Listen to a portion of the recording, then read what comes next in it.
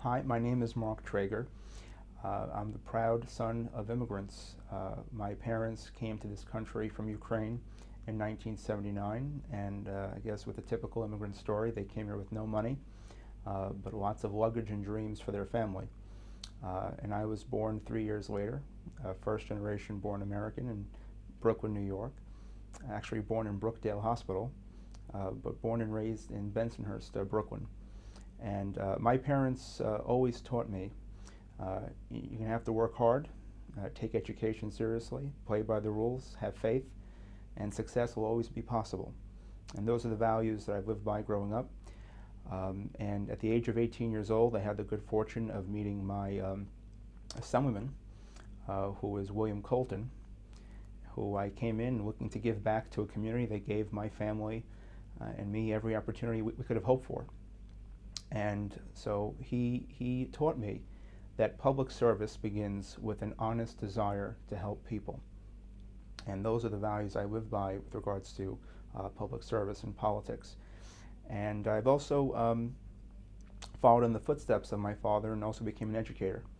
I've been teaching world history and U.S. government at New Utrecht High School for the last 8 years, where I am also a UFT delegate and also a member of the school's leadership team, which gives me an opportunity to work with parents and my colleagues at New Utrecht to give the community a voice and to inform them of the great things going on in our school.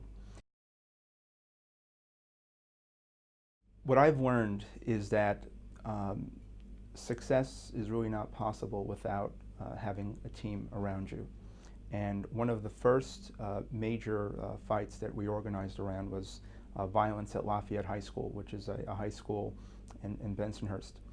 About a decade ago, there were many cases of violence against students, particularly immigrant students, and they were building up to the point where something had to be done. I'll never forget when one young person came into Bill Colton's office with his eye bloody, broken nose, and the translators would tell us that the school basically, responded that if you can't speak English, we really can't help you. And it was against my conscience to remain silent, and we began to speak with other parents and other teachers and in the community. And violence from the school was spilling into the streets. And little did we know that there was actually going a federal investigation of the school at the same time by the U.S. Justice Department Civil Rights Division, the first of its kind since the Civil Rights era, where they were documenting cases where immigrant kids were getting beaten up and there was no follow-up being done. And we worked very hard on that fight, and it taught me the power of building coalitions and building teams. And it's a very diverse school, and it's a very diverse community, and we brought all the groups together, different ethnic groups together, and we demanded change. We demanded that the school be held accountable for the violence. And it was also a situation where, the DOE, sometimes looks down upon schools for reporting violence. And we were willing to work with school leaders, to demand that the DOE help them get resources to address the violence. But case after case that we reviewed, and even hearing from the DOJ with regards to how much violence was put under the rug, and the icing on the cake really was that the school administration used Title I money to throw itself a party at the Hilton Hotel.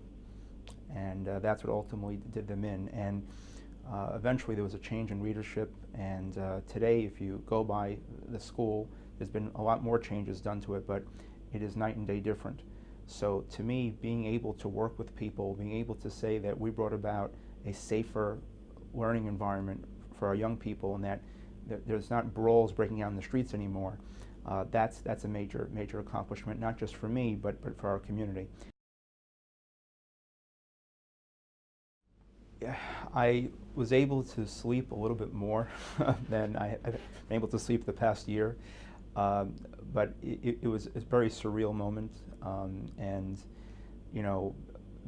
I just kept thinking about primary night, just seeing the look of my parents' eye, my father, who really enjoys politics, and seeing him cry and seeing my mom cry, and uh, they're so proud. And because I know we came from very humble beginnings, and I don't think they ever imagined this would be possible. All they really hoped for was just to give us a chance, an opportunity to succeed. And many parents want their kids just to be stable in their lives, and it was always a dream of mine to one day go into public service and to try to make a difference, and now to be able to be put into this position where we could help shape city policy.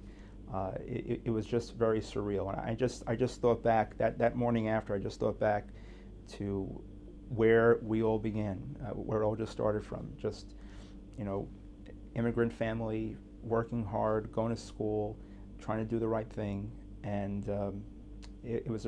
I'm actually more proud for my parents and for my family, and grateful also to my wife, who's also an educator. So I'm just a very proud moment for the entire family.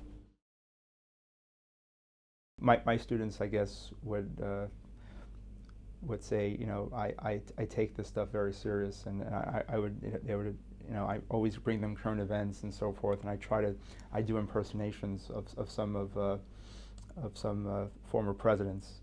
So I would always try to bring some humor and some comic relief to some of our nation's most pressing challenges, and to try to make them connect better to class. So I try to blend in a sense of humor sometimes to matters, to help people understand what's going on, and to kind of just lighten up the mood sometimes. So it's embarrassing. Maybe even George Bush. I used to do him better when he was on television a lot more. But I used to always impersonate him, because he always had almost the same lines of like, freedom is on the march, and his shoulders would be shrugging around, and so I'd sometimes impersonate George Bush. And watching Saturday Night Live, of course, as well. They did a great job on it.